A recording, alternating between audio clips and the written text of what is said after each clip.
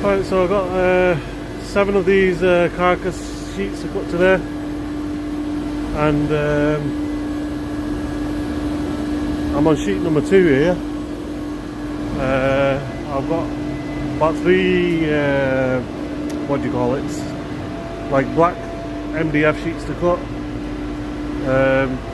I made this recently, arcade cabinet. Never finished it off like most of my projects. I just use it for a computer now. What else have we got? I got this compressor recently as well. I need to get that set up. But let's go back down here.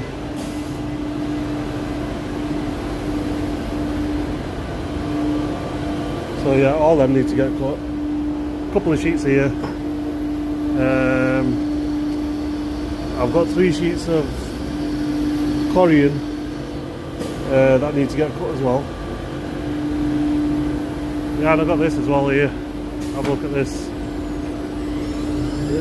My tool sharpening machine.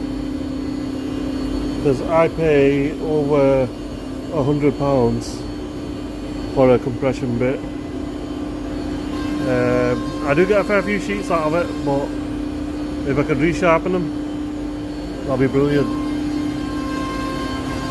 Yeah, so what's getting cut now is this kitchen here.